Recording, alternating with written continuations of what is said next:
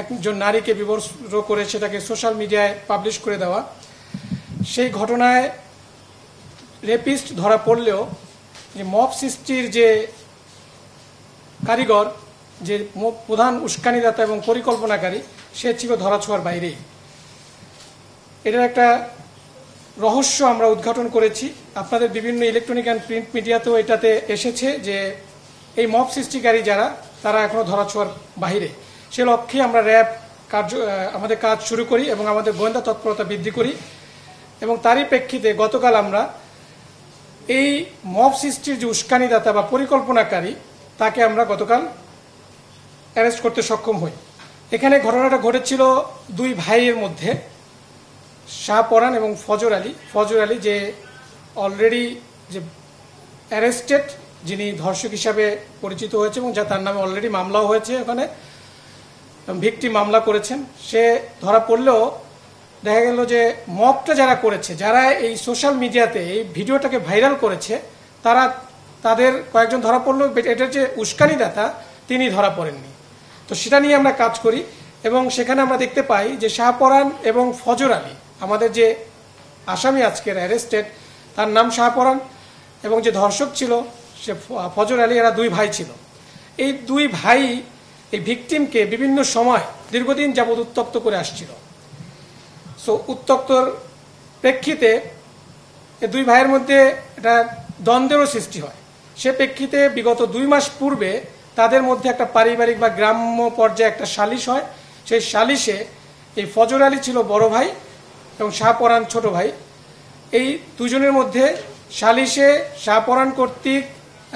শাহজালাল কর্তৃক শাহপরানকে হেনস্থা করা হয় এবং মারধরও করা হয়।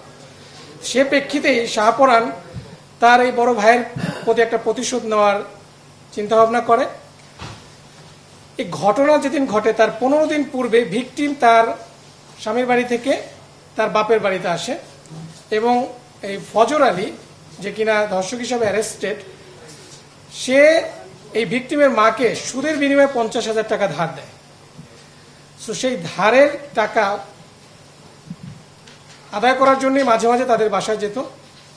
ঘটনার দিনও তেমনি এই টাকা আদায়ের সূত্র ধরেই তিনি ওই বাসায় গিয়েছিলেন রাতের বেলা, এবং এইটা শাহপরান জানতো যে ওই দিন সে যাবে। সে প্রেক্ষিতে শাহপরান তার লোকজন সেট করে দেয় যে এরকম এই টাইমে যাবে, তোমরা যদি তাকে ধরতে চাও ধরতে পারো।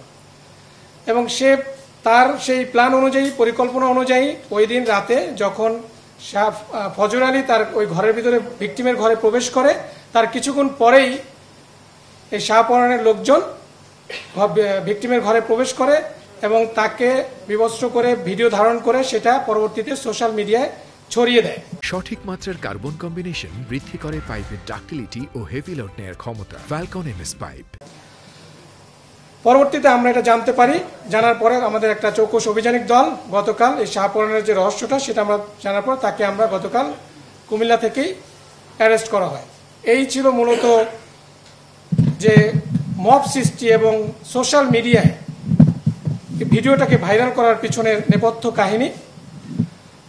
মূলত দুই ভাইয়ের দ্বন্দ্বকে কেন্দ্র করেই এই ঘটনাটা ঘটানো হয়েছে এবং এই মহিলাকে এই দুই ভাই দীর্ঘদিন যাবৎ উত্ত্যক্ত করে আসছিল।